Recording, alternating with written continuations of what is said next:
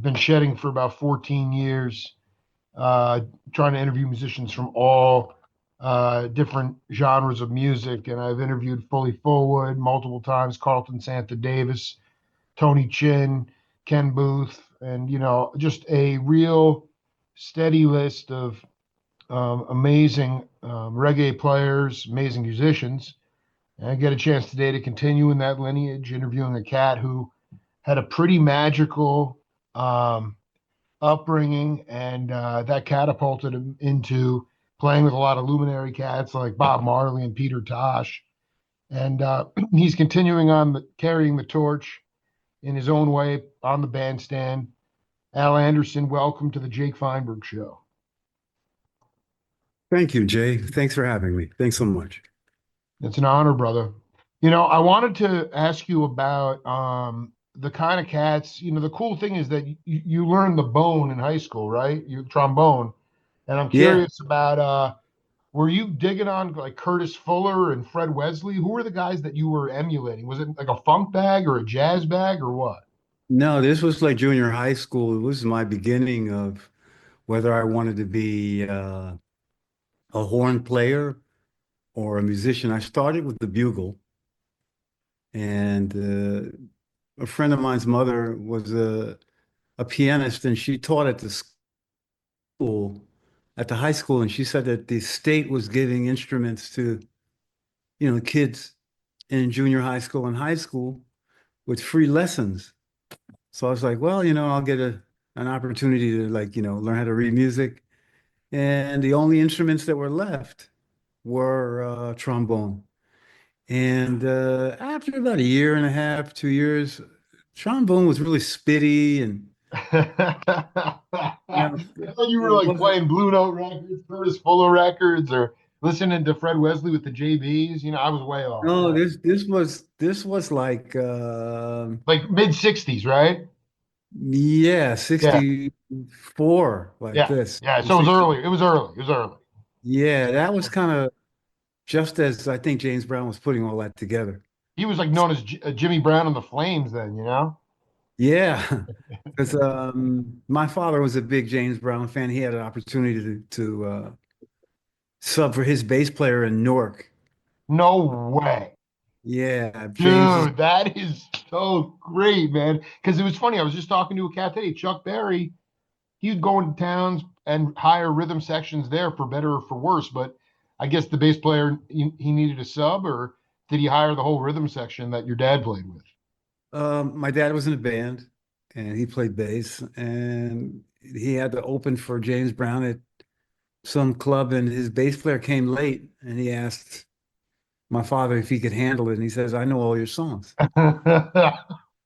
So my father sat in for a couple of hours, an hour or so, because these days it was like 3 hour sets, three sets, Absolutely. 4 sets a night. Yeah, 3 sets a night.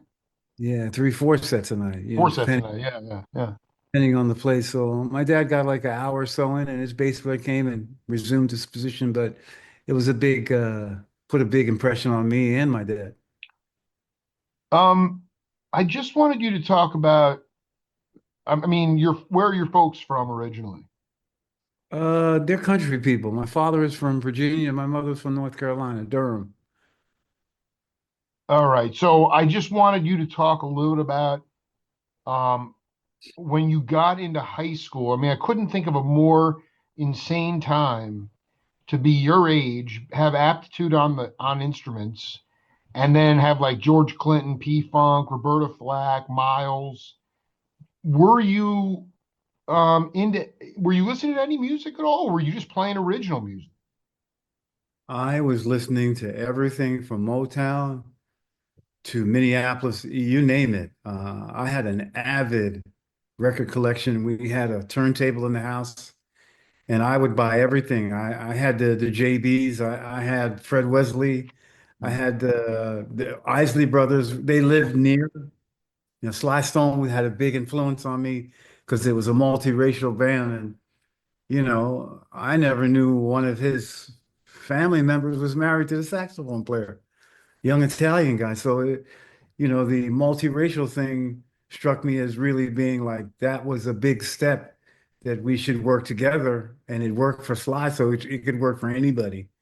But I had an avid record collection of blues, funk, jazz.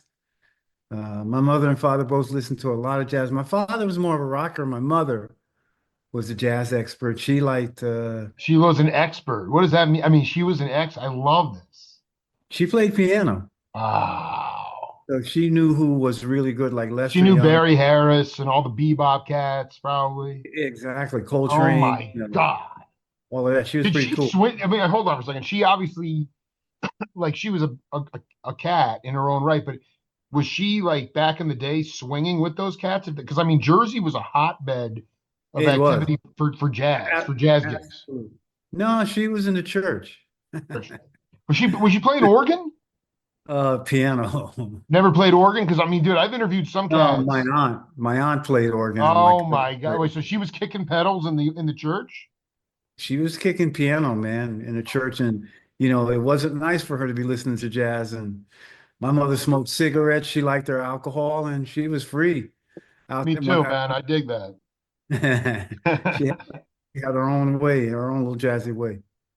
Absolutely. So they were not consumed with sort of the more choral uh choral conformity, the singing of the black church. They were accepting of music that quote unquote came from the devil. I mean, that was something that you were able to express because I just interviewed a cat where he was bringing a guy down in Florida, R&B singer, and he was bringing all this sort of new information into the church, R&B stuff you talked about, Earth, Wind, and Fire. But his parents were so conservative. They lived in the suburbs, but he got all the blues from his grandma in the ghetto. But for you Yeah. guys, it was like you were omnivores. When your dad was a rocker, he's probably listening to Hendrix, right? No, Chuck Berry. Dude, Chuck is everywhere today, man. Holy Yeah. cow. Yeah. Damn. Yeah, he My- inspires so many. So, but okay, so he was a rocker, like in yeah. that more like 4/4 style. But your mom was definitely into odd time signatures. I'm just trying to figure out like how you developed your rhythm patterns on guitar, especially early on. Because My yeah, go ahead. my whole family was studying music or were musicians or were in the military. Most of my family members, uncles and aunts were in the service, but they all played instruments. And every Christmas and New Year's, they would get together and jam at my Aunt Flonnie's house down in Orange. And I was the only one who didn't play an instrument because I was more interested in martial arts, football, basketball, and baseball, I dig. like everybody else that was my age around then, like 14, Yeah, I 15. mean, dude, that was like the girls and the activity and but just what was cool about the music, even though it took a minute, was just, I mean, the music dictated our culture, so you couldn't get away from it, even if you went into sports. Music, Especially, yeah, especially in between Jersey and New York. I lived 15 minutes from New York City. So I always thought I was a city dweller and not like, you were. yeah, I My was, friends, my friends from Cherry Hill consider they're Cherry Hill, but they're Philadelphia through and through. You're in New York. yeah. I mean, I was when my mother and father they met, they moved to the Bronx and then from the Bronx into Harlem. And so I was in my mother's stomach around Harlem. And when I was born, I have a brother who's a drummer. And when he was born in Harlem. And then I was with my mother and inside her at my aunt's house, and she had me in Jersey. So, between Jersey and New York, you had it was salsa, merengue, jazz, you name it. New York was a hub of the hippest, guys. When guys would come to New York City, like jazzers from Philly or wherever, they had to be on their best behavior because it was competitive, man. Guys were out of this world's good, like, Miles and Miles a New Yorker and, Well, I Coltrane. mean, just like the thing that was magical. I mean, Train passed when you were you, so let me ask you, this will be a good barometer. In 67, were you still focused on sports? Did John Coltrane's passing even register with you or your folks at all? And I had an opportunity to go to the Blue Note and see one of Oh my God. Don't even go there, dude. his last performance at the Blue Note. And my friend said, trains at the Blue Note. He's doing 3 4 sets. Let's go. And I was like, I got things to do and it's raining. He said, now's the best time to go. Nobody's going to be there. It's just going to be nuts. Okay, I want to So be he, clear though. I want to be clear. This is really important. You mean the half note, right? Not the blue note. Blue note didn't exist at that time. okay, well, then it was the vanguard of the half Okay, yeah, I did. note. Either way, it was his last. Okay, so you show up there, set the scene. I show up to a friend of mine's house. He's driving into New York in the, blistering torrential downpour. And I just didn't want to go in the rain. I didn't want to drive into the city and just, like get all like murky and wet. So I said no. And he went. And he said Train just blasted everybody. He said every musician and some. The place was full. And I thought it was going to be empty because of rain or whatever. And so the place was loaded with the most incredible cats. Carter. Uh, Sure, Ron C. yeah. Yeah, no, but I mean, I want to know, I mean, this is so crazy because do you feel like just the vibe itself, once you got there, you were able to sort of just burn into it? Because at that time, I remember talking to Big Black, an amazing conga drummer, Mtume's teacher, and so many Wow. cats, He and was he, good. He was very good. And dude, Tume. Mtume, oh my, I got to send you my interviews with him. They're epic. But no, the thing is that Black said that at the end, right at the end, Train had he had two Bibles in his clothes. He maybe had two trap sets on stage. Maybe they couldn't fit that on the Vanguard, but to me, that was the most tribal. I don't listen to a lot of that late 60s Train, but that was about as tribal. He knew he was on his way. I think Alice was in the band. Did you pick, was it just a blur for you, or were you able to marinate in that spirituality? I didn't go. My friend, he said, let's go into the city. This is like, Right. train. He's not well and all that. But it was, Okay, but I want to be clear though. So that's fine. But in the neighborhood, the word on the street was Train was not feeling well. yeah, because he was on his journey and he was involved with a lot of things. When he wrote A Love Supreme, he just cut himself off from the world and family and spent like months and months in his attic where he was living. And Alice said she hardly even spoke to him. He was just writing continuously. He'd come down and get something to eat. He was grumpy.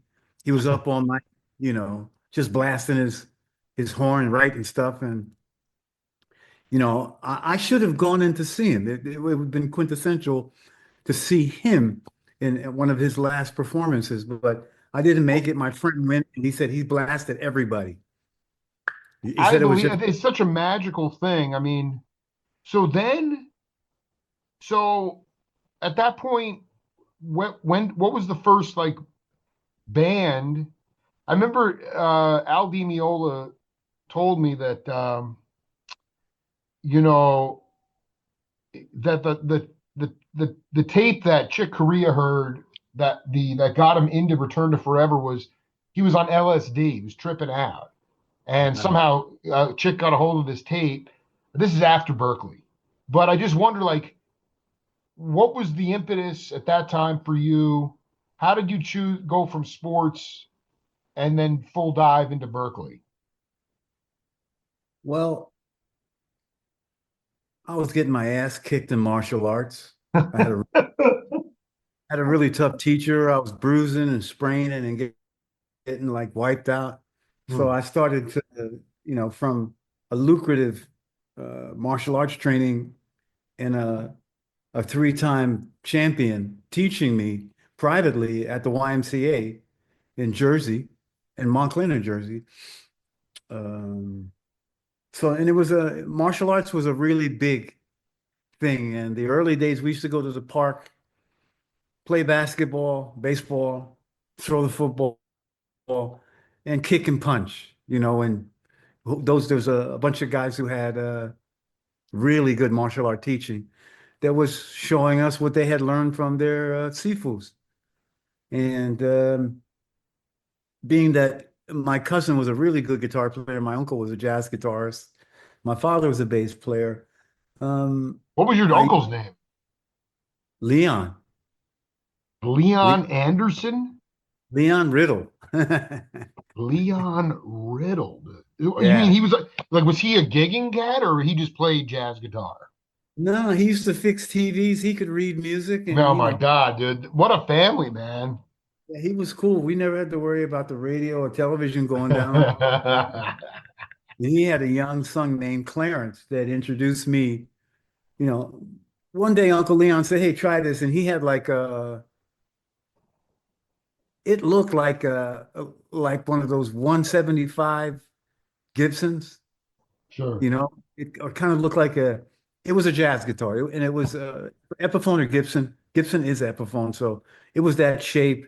He put it in my hands, and it was boxy, and then I couldn't bend the strings, and I was like, man, I can't do this.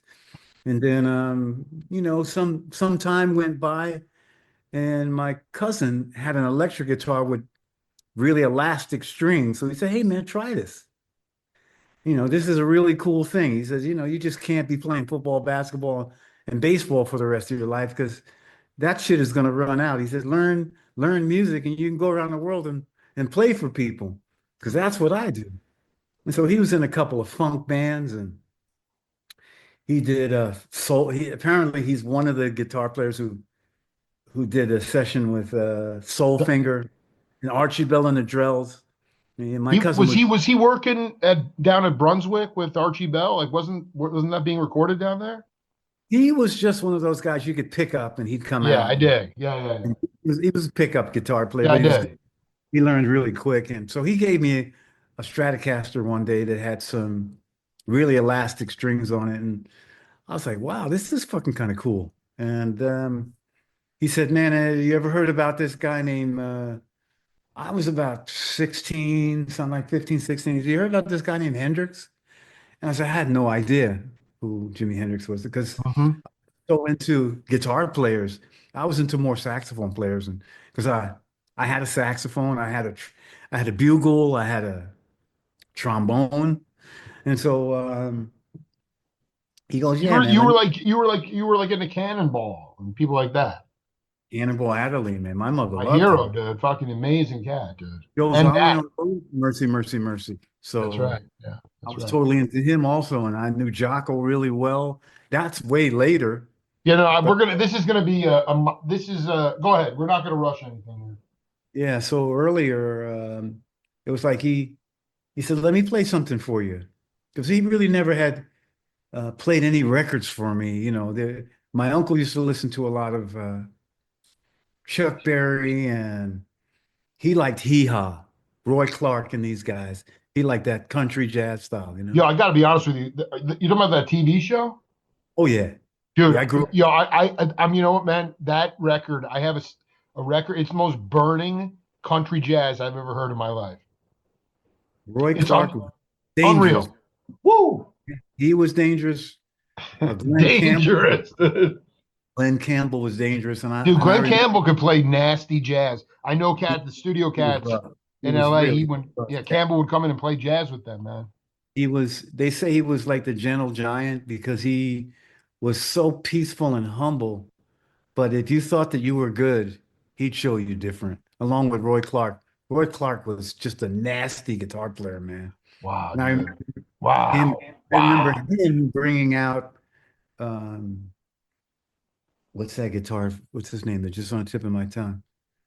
Who, like Um, Chet Atkins or something? no, he was younger. He was like 14 years old. And then Hee Haw had a segment where he came out.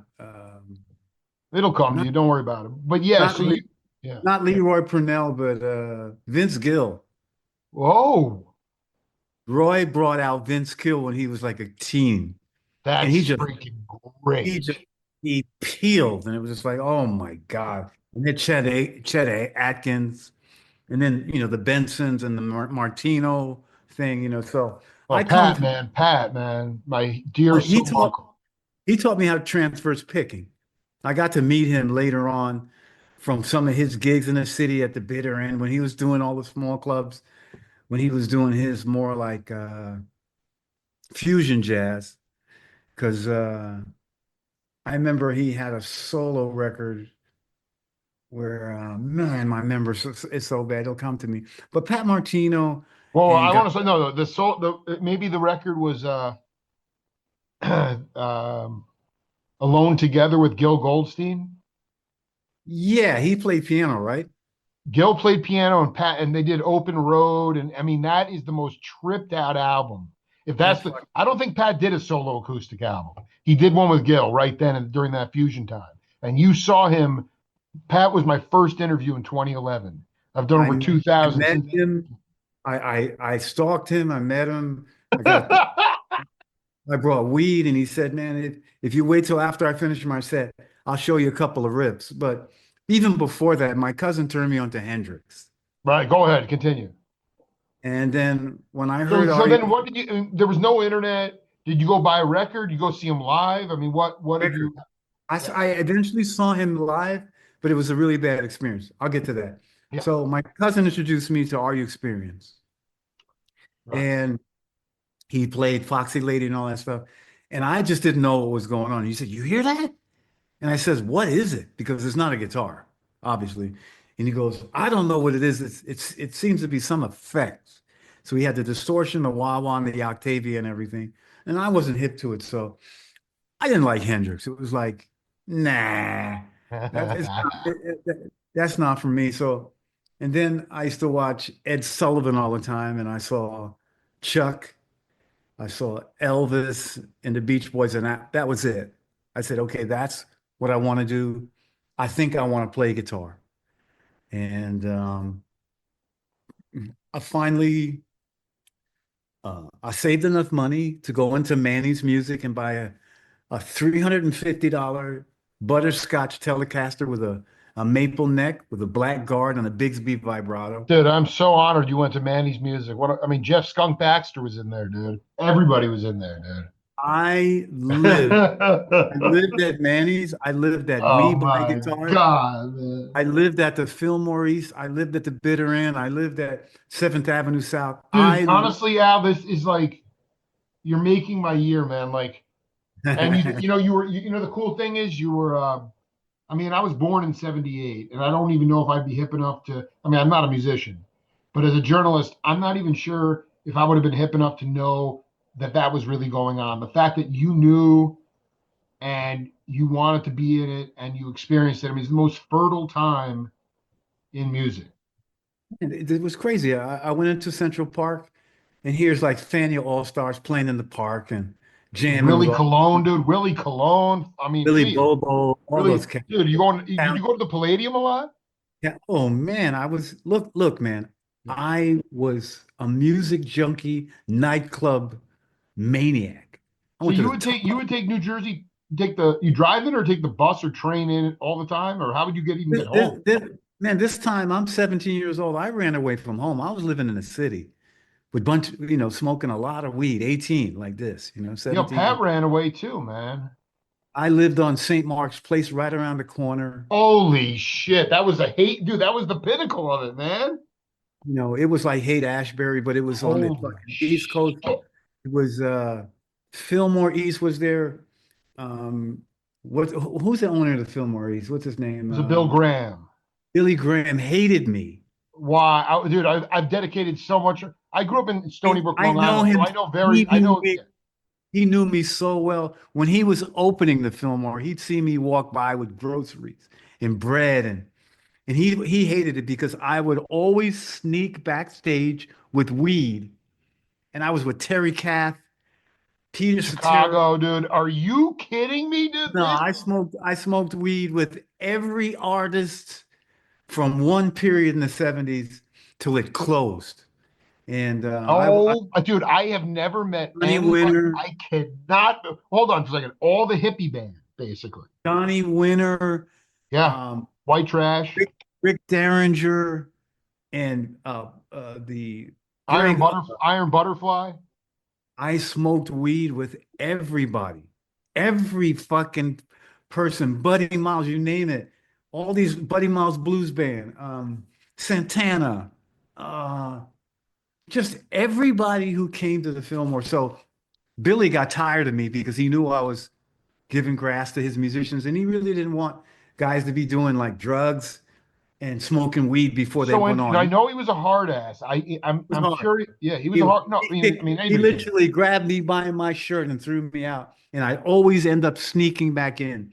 And then I befriended guys like Duane Allman. Duane Allman and Johnny Winter sat me on top of a garbage can. I gave them some grass. We smoked a joint, and they taught me how to play slide guitar.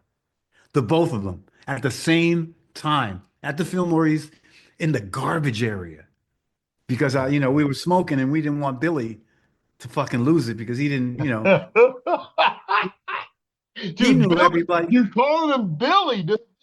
Yeah, he knew everybody Holy shit. like the Grateful Dead and you know, he knew everybody was doing what they were doing. He couldn't stop that, but he didn't want it in front of him in his theater because the Fillmore East held about 1,000 people and the stage wasn't really huge, but I just sort of, I mean, Bernard Purdy played there, you know? I mean, everybody played there. You know, to me, everybody. it's like I, I, I also would have assumed the audience would be lighting up, and maybe it was a felony then. I don't know. I don't No, really you could fucking get it. No, you could get away with it because he never went into the audience. right. He's like, yeah, you're paying for this shit. Yeah. He let the audience, and it was something like $5, $8, $10, depending on who. I saw Nutty Holder there. Hold on for a second. You went to Slugs, I bet. Man, I went to Slugs I with can, Larry. Al Anderson. You've lived the most. I mean, you've I mentioned that lived in at the web. Slugs. This is no. I Oh my! lived at Slugs. Did you I see went like? Will you I see went to Slugs. I went to Slugs with Larry Young when he was playing with Tony Williams Lifetime with McLaughlin, and Yeah. then later on with Holsworth. I met McLaughlin and Holsworth and smoked out everybody. I always Dude, had this is wait, hold on a second. So I don't even want to get into the details of this, but obviously, cannabis today is so many strands. yeah. Back in the late '60s, whatever was thought of as good was probably okay. Definitely, probably more or outdoor stuff. Was it outdoor? Was it indoor? Like, it was that good? It was that kind of weed? What was It was trip weed. Guys were bringing it it? back. They were bringing it back from Vietnam. I knew a bunch of soldiers that would just give Holy me bags shit. of Bring grass. it back from Vietnam. Wow. Wow. And I Wow. mean, it was strong. It was fucking heavy. And I went everywhere, man. I went to wherever there was entertainment, wherever there was a horn player, drummer, guitar player, or singer or whatever. I was there. And the Fillmore East had so much eclectic music. Joni Mitchell, Joan Baez. I got into folk Dylan, everybody. Well, no, Uh, that was Folk City, Gertie's Folk City, the Gaslight. I don't know if you were into the folk, like the poetry Max scene, but Kansas City, what's that other place? well, The I mean, then there was like, I mean, there was a. I'm also curious, like, you literally were bathing in like Bitter End. every every music. Was Yes. there, were you hip to, or was it even, were you hip to the loft scenes that were going on there? The what? Like the loft scenes, the where the musicians would jam like afterwards. Clifford Jarvis and Train would be there, and Chick Corea. um I saw all of that at the Blue Note and all the jazz clubs because they would just shut the place down and then until about 4 o'clock in the morning, Chick and Elvin and all those guys would go nuts. I seen Elvin give Chick Corea the drum set. Elvin go to the keyboards and fucking start stretching out. And then here goes fucking Chick Corea sitting on the drums, fucking swinging like a fucking pendulum. And then Keith Jarrett come off of the piano and play soprano.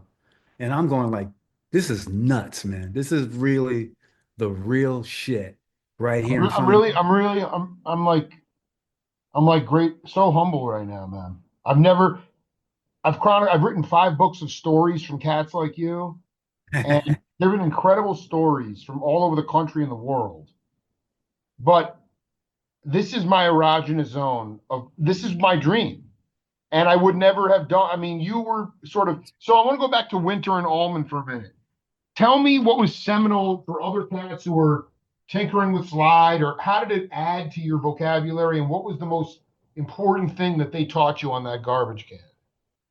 That I could do other things than bending strings and have more of a voice and a vibrato because it brought this shimmer and chime to the guitar that just bending notes and playing chords didn't have.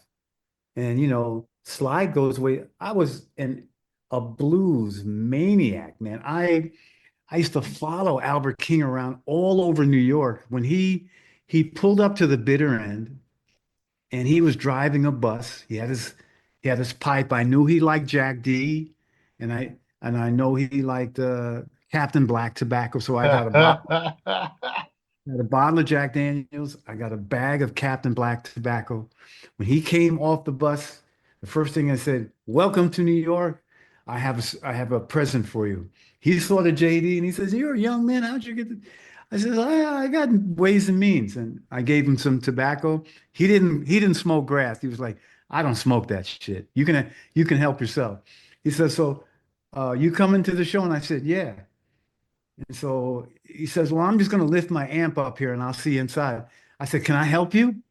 So I lifted his super reverb up and I carried it into the bitter end. And he said, "Why don't you just stay through the sound check and I'll card you for the gig?" And I was like, "Hell yeah." And so his band came in. And so it was Albert first. And then Muddy Waters saw him play the Fillmore and then fell in love with BB and Freddie King and I want to be clear. What was the, Magic can you Sand. always felt like, with my generation and younger, there's so many beautiful cats, and guys that you talk about, that Korea Elvin Jarrett story. I mean, that'll be with It me was forever. crazy. And I saw Dejanette fucking, Dejanette was a great piano player too. I mean, nobody knows that. he was there too, I know. and he was waiting for his turn. And so he played piano first. And I'm going like, this is fucking bananas. And then he leaves piano and goes and plays drums. Why fucking Jared is playing drums or soprano. I mean, those guys were multi-instrumentalists at the highest level. And I At the didn't know. highest level. Yeah, it wasn't like I didn't know that. All I knew Train could play some piano now, but you never heard him play piano like Jocko. Jocko was a great piano player, but he was more of a composer with it. But when he played in his apartment, you lost your mind. You just went like, wait a minute, this guy's quintessential bass player. And the only guys like Philip Bailey were driving you out of your mind. Do you know how good these guys were? Marcus, um, Marcus Philip Miller. Bailey. Marcus Yeah, Miller. man. No, but Yeah. were The Greco you? brothers, the Yeah. Michael and Randy. Well, I know you were hanging at 7th Avenue South too. Oh man, I was like a coat hanger there, dude. So I mean, but this is kind of, I want you to riff on this for a minute. It's just the idea of, um you felt like the reason those guys, on top of just being shaman musicians, what made them really special is just the fact that they respected you, that there was a mutual respect. You felt No, like they you. they I knew mean, to what me, was like they that knew I is was a kid, right. and these were kind guys. Very Chick kind. That's what I'm saying. Kind. Chick, Yeah. Chick was a little grumpy, but Yeah. Elvin was the nicest. He'd smoke all the weed in your pocket. Dude, no, Ayrto told me, and man. then He goes, and then drink a Ayrto whole said, bunch of yeah. alcohol and then fucking blaze you, man. I mean, You think picture about perfect. Ayrto. Ayrto comes from Brazil, I and know he's him sitting. very well. I know, but Jacques, this is a great story. He said he said that, Elvin was very scary at first. It was you'd be intimidated to approach him, and then all of a Nah. sudden he'd open up and smile, and those big teeth, those big white teeth would come out, and he would just enrapture you. But like that was the vibe of the scene. If you were in, that was the scene, but it was such a subculture, man. It was so underground. Well, you'd see Dave. I used to see Dave leaving all over the place, Oh yeah, and then Steve Grossman, yeah. I used to go over to Dave's house with his wife, and we'd sit there and blaze a couple joints, and he'd just tell me stories, and he wrote all this tablature, and he played this. And, these are the guys that showed me improvisational fusion. Larry Young. Well, Larry took me to when I met Tony Williams with Larry. Larry was playing with Miles first. I seen him with Miles at the Fillmore.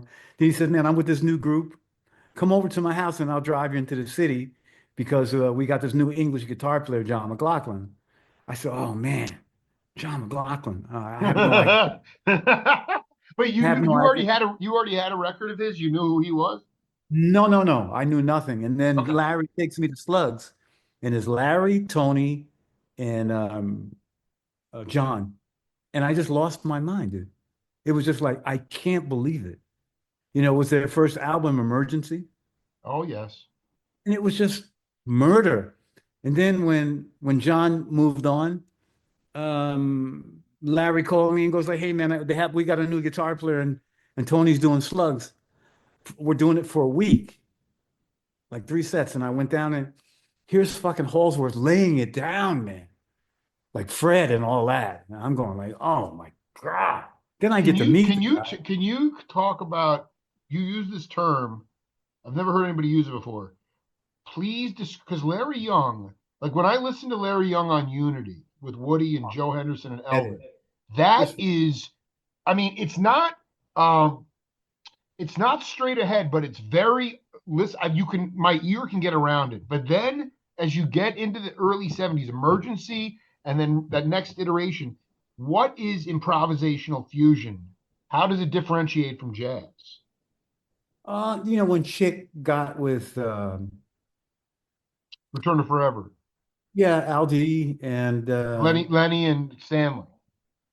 yeah, when that was, and then Weather Report came and there was other things happening, like Sun Ra was it. I used to sit with Sun Ra and just blaze. I'm like 17. I'm trying to figure out what my future is going to be from my mind completely being Blown. eroded. I Emotional. don't even know. I don't even. But no. But the difference is that Al Anderson was there at the Yeah. beginning. You were there at the beginning. Yeah. By the mid to late '70s, it got real flashed out. Oh But man, in this in Billy Connors changed the guitar program. I When just saw Chick the I just saw the soundtrack Guardian today. It's he did unbelievable. seven, he did 7/10 of the Galaxies, Right. then it was like, wait a minute, are you fucking kidding me? Nobody had that tone. And see, Larry was a church organist. Right. His father was a deacon. He was the man. His father, I went to Larry's house and Larry's got, I mean, his house was big in Newark, New Jersey. And there was something like 12, 15 Leslies, 3 or 4 B3s and C3s. There was keyboards and Leslies in his bedroom, and they were all hooked up. His father was a maniac organ player. Yo, So dude, what are you? No, because that's because he did an album, Lawrence of Newark, dude. yeah, yeah. Dude, I'm telling you, man. Dude, I spent I so much was time at in his this in house. another lifetime. I was in this I house was at all his lifetime. house. I was at Woo! his house seeing all this music go down. He was the guy who was hipping to me. Oh, let's go see Chick. Chick got this new group. And then when I saw Return to Forever was one thing. Then I heard Seventh Hem of the Galaxies first.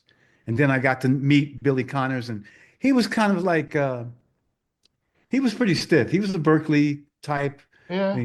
He knew it all. He was fucking tight. He was fucking good as fuck. And then here comes one of the scariest guys and became my really good friend, Ray Gomez, during Stanley's school days. That's right. 'Cause it went from bebop to jazz, bebop, um, Post funky, bop. Yeah. post-bop, pre-bop to experimental jazz. Well, no, That's here's the fusion, thing. So in fusion, 60, like 67, true 68, fusion. you had Jazz Crusaders playing crossover R&B jazz, soul Yeah, jazz. exactly. Horace Silver doing that was 67. But then Yep. by emergency, everything was amplified and electrified. I mean, I know Yeah, I've interviewed cats that went to see the first iteration or one of the early iterations of Weather Report with Miroslav, I Eric was there. Rubat, and I was there. they I were was playing there. in a folk club. They were playing I in a was there. folk club. They were Right. playing anywhere they could get a gig. I'm just saying it wasn't a stadium, it wasn't a rock palace. Oh, This was no, no. It acoustic, was like 200 people. dude, acoustic fusion, man. Yeah, 200 people. Holy shit. Then I Dude, got you were to, right there at the beginning of it, dog. I cannot even believe it. yeah, yeah. Then I met guys like Ray Gomez. He's a big session guy. He came from Spain and he killed everybody. Ray was so exciting because he put bop and rock together like nobody. Hmm. And then he really wanted to be a pop rock guitar player and become famous like Jeff Beck and Hendrix. And then he ended up playing with Stanley, and it was kind of like a fusion jazz funk band with horns and all that. And it was just so vi New York was so vibrant. One of the main reasons why I can't live there anymore, because I can't go up to the east side and hear like salsa or merengue. And Dude, I you can't should hear not be anywhere near that McDonaldized version of New York. That's all it no, is, man. That's no. all, dude. It's a plastic representation. Nothing against McDonald's. I'm just It's a, saying ri- it it's a rich is. kid palace. It's that's it. You got money, you got a lot of money, you can love New York. You can Yeah, go and out then every when you got a lot of money, you're really square too. well, some people can't help it. They got lucky and Right. there's a No, lot absolutely. No, no, no. But the don't ones who inherited money this just is the magic of Al Anderson is that one of the baddest cats around, and you're just obsessed with everybody else. So I yes. mean, like, where No, did no, no, that? no, no. Not really, because I never I look on myself and I always looked on myself as my my humble Krishna beginnings is that I am nothing and I'm a servant to the world. I'm literally a servant to music, which is the most important to me, my physical being, my spiritual being. I'm a servant to that. And so I learned from the best and the most intellectual people in New York City, in Central Park, in Brooklyn, in the Bronx, in Staten Island, all over the city, No, but yeah, you know upstate, what it was? It was direct human vibration just contact. human That's it. nature, love humanity, and really worship art, arts and culture. These guys now that have, come from all these big money families with, they got lucky and their dad left them a lot of money and all that. And they don't really have a lot of talent. And this, I'm talking about jazz, nothing else, because Absolutely. I know a lot of rich kids from New York that really don't have any culture other than, you know, they know the wine list well and how much the best champagne is, but they know nothing about the culture of New York City. It was like a chess game of jazz. In fairness, no, and you're totally right. In fairness, uh, you're one of the few. I mean, you're talking about your peers or younger cats because New York has changed. I mean, once Dinkins left, I mean, they. I guess all I'm saying is, it's how do you expect them to really know what New York is? I mean, I'm a journalist. I've dissected this stuff, but for younger cats, how do you expect them to have any culture when they grow up in suburbia or have everything? Just real easy. Be like Al and run away from home at 16, Right. come back at 17, and then run away again at 17, and then find your way all the way over to England, and you're playing with a guy like Bob Marley. You got to run away from all the,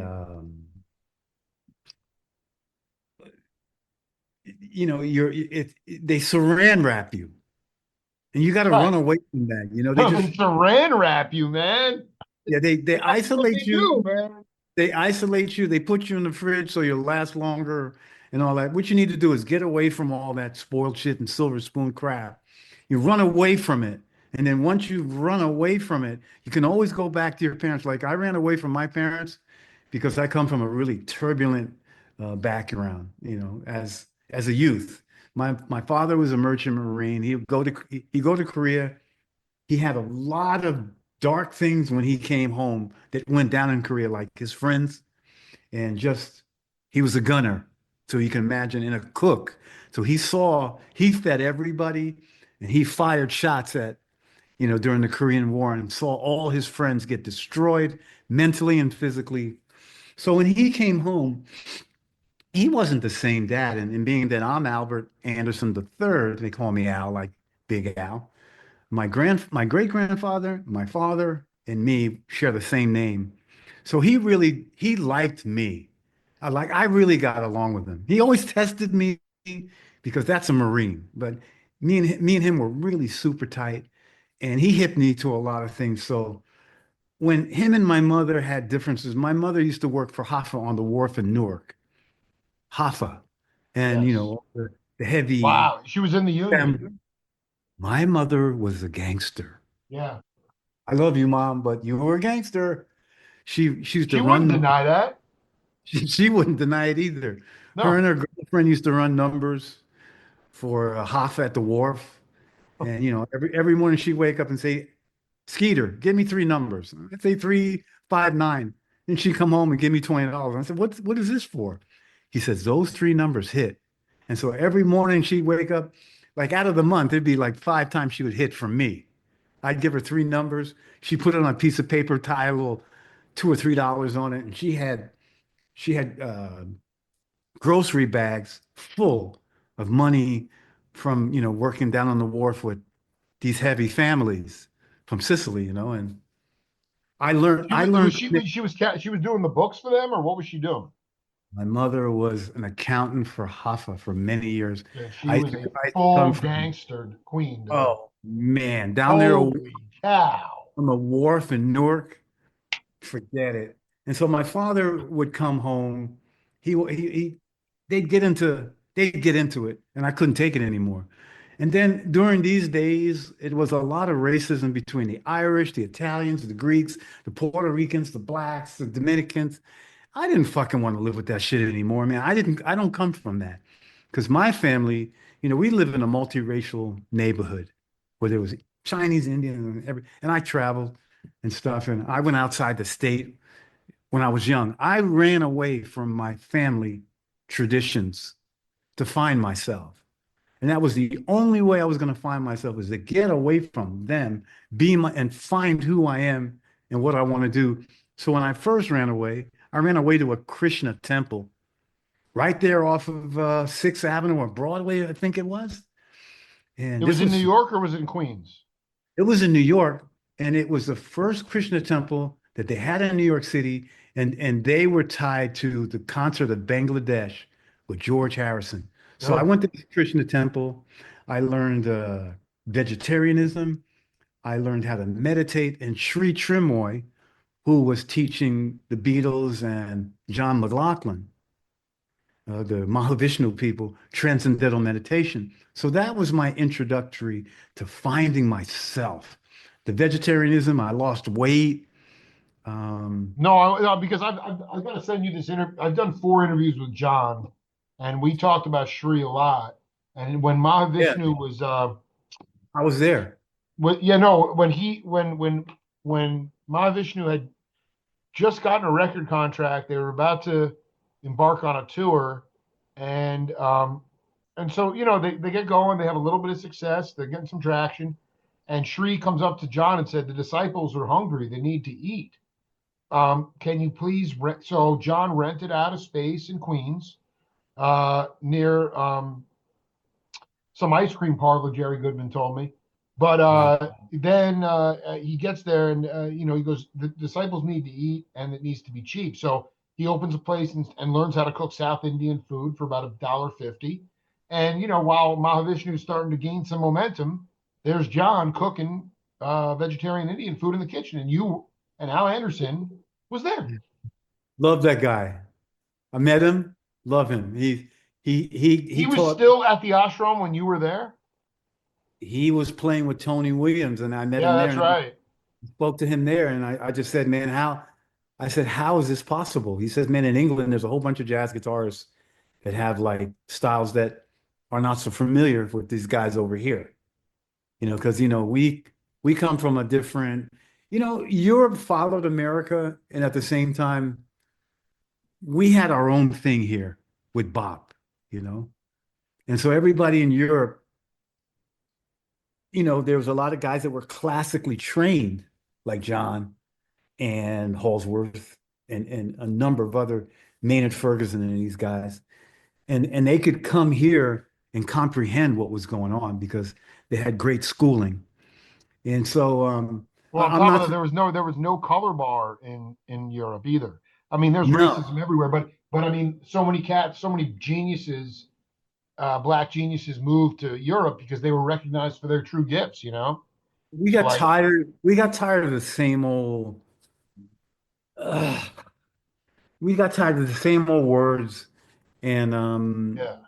the subway. Just like taking the subway every day, man.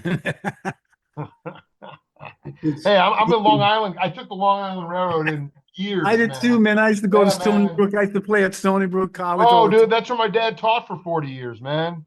Man, I was there like Dude, that was the every only, that was Bill Graham. Thursday, I'm sure Friday, you and know this, Saturday. but I you, played, Billy Graham, I played at Chester's for a year. wait, I where don't is know, that? Where is that? Stony Brook, Dude, little nightclub. you just opened the door. I've never heard of that club ever. I can't, dude, you just made You remember all my of, father? Bill Graham there was a contract. Anybody who played the Fillmore East could not play within a 50-mile radius. The But he closest was place to play was Pritchard Gym, Stony Brook. he was a control freak, He unfortunately. was, and I mean that, but he was also a Holocaust survivor. You know, his family was. So I mean, he Yeah, he was I tough, don't care whether it was the really Czech tough guy. Quicksilver, guys I've interviewed from the dead, all the Michael Shreve, the dear friend from Santana. They love I know Bill. him. I They know love him Bill very. Graham. They I love know Bill him. Graham. I know him very well. Well, first of all, Carlos and Billy decided that, hey, I'm going to manage this group. Anybody that was under his wing um, Right. Ultra protective. was not only ultra protective, you were going to be gigging because he was in on the gig scene from east to west. He Okay. knew where to send bands to Kansas City, Chicago. He had, his friends of club owners. He was really intelligent about getting musicians to, Hmm. tour because that was the whole thing. Carlos was from California, Mike's from California, all those guys. And so when I met Carlos at the Boston Tea Party, and he was with Neil Sean doing the Caravanserai album. Wow. And Was Michael still in the band then? yes, Maybe. Yeah, I think he yeah, was. he was still in the band. Was, You know, I mean, was like Armando Peraza in the band? Armando Pereza Yeah. had not joined the group as yet, but it was Doug Roche on bass. Dougie Roush, man. He That rocks dude like a was like, dude, I don't know monster, if Dougie Roush and monster, Larry Young ever play monster. together? Who? Doug Roush and Larry Young, did they ever play together? To Not me, that I that would know. be the sickest duo I've ever Oh, heard in my life, it, dude. it would be really, it would be Dude, turbulent. Lawrence Newer, Larry Young's dad. I'm plugged into his brain, dude. Because that room, that house, even though I've never been there, rarely been to Newark. I've I been there. mean, I mean, It was Electric also I want Church. to be clear. You know whose birthday it is today? I'm not gonna be surprised if you know who he is. North Jersey cat, incredible percussionist and trap player, and uh, Babatunde Lee. Do you know him?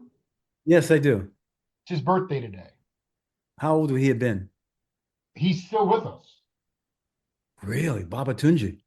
But not Olatunji, Babatunde Lee, the younger cat, trained under Wow. Black, lived at Ornette's house in the village. I can't remember the name of it when his band was there. The Pyramids, I'm really not so badass, and lived in North Jersey. I mean, Not that I mean Jersey's huge, but you kind of reminded me of him. Same generation, but he was also like big into sports, big into marching bands, ultimately bringing the diaspora of rhythm from his ancestors to this country. I find it very humbling to be interviewing you on his birthday. But that being Man, said, yeah, man, if you really look at, I mean, there's such a wide world of incredible musicians, but you have to leave your humble beginnings and go out there and find them. Because what I did is I ran away from home just to feel like I was on the road. When I went to Boston, I went to the Boston Tea Party. There was clubs like the other side I was playing at. It was like a funky old club or a dance club. And, I worked at Dorothy Muriel's bakery, and I was friends with people like Aerosmith, and I was delivering milk and cheese. I used to cut the cheese and all the meats and bag them and get on the truck, and I would get $600 a week. So which at when the I time was like that. That was like that's like $2,500 now. let me tell you, man, I had a That you're car. raking dough at that time. I'd get up at 6 o'clock in the morning, Wait, and was this in Boston? I'd get up at 6 and finish about 7, like this. And then I would just go home, sleep a couple hours, and then go out all night, and then get up and do the same thing. I did that for a couple of years. I got to be really close with Brad and Joe and Steve and Joey Kramer and Tom Hamilton, these guys. And I used to sell them guitars because I used to get this guitar magazine. It was used to get it at like confectionery stores that Milk Show, the average store that sold Hit Parader and bubble gum and that stuff, little candy store. And so you'd look in there and you see all over Jersey, all over New York, people were selling like Les Pauls for like $300. This is 1973, 270. And so I would take all the little money I was making and go buy Les Pauls. I'd buy 50s Les Paul Customs, late 50s Les Paul SGs, basses, Telecaster Strats, and I bring them to Boston and sell them to brothers like Joe Perry and Brad Whitford. And that's kind of what I did. So I always thought that getting away from home and just literally running away from home and feeling like I was literally on the road with all these musicians. I'd go to all their gigs. I'd follow Santana to Syracuse or upstate New York and just get on a bus and just be at the gig, and then have some weed. And Dude, it was, no. This is. So I'm going back to my interview with Skunk Baxter. He said Dave Schechter of Schechter Guitars and I had a store called the Burbank Street Guitar Repair Shop in yeah, Boston. We yeah, were yeah. building and repairing guitars.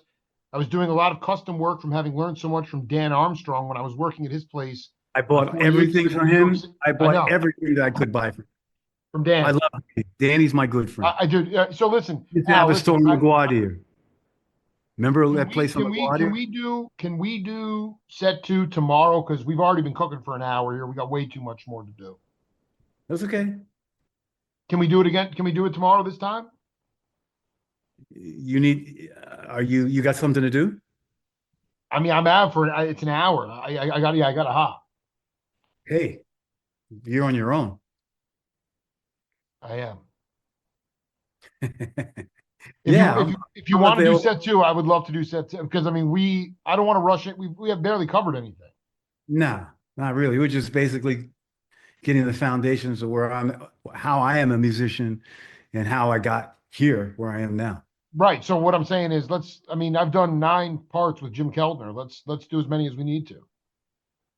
Cool. Yeah. Uh, See you tomorrow, same time, same place. Same time, same place, man. You lived a blessed life, Al Anderson. So did you. You know New York like I do. It's a great Oh, place. so no, what I'm saying is, I mean, my woodshedding for the last I know we're just connecting now, but all of my woodshedding has led up to this point in time where you're telling me these insane stories and referring to him as Billy Graham. I wrote a whole book Oh on man. the Merry Pranksters and Grateful Dead that all the interviews I've done. and to talk to you, somebody who Let was me let like me a hear kid. this before you go. Go ahead, Let me man.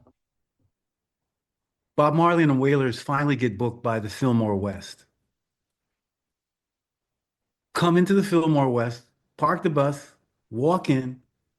I walk right by Billy Graham. He looks at me and I look at him and I said, "Do you remember me?" He says, "What are you doing?" I says, "I'm in the Wailers." He says, "No way. Dude, No." And I said, "Yeah, I'm in Bob's group." And he just said, I said, "Do you remember me?"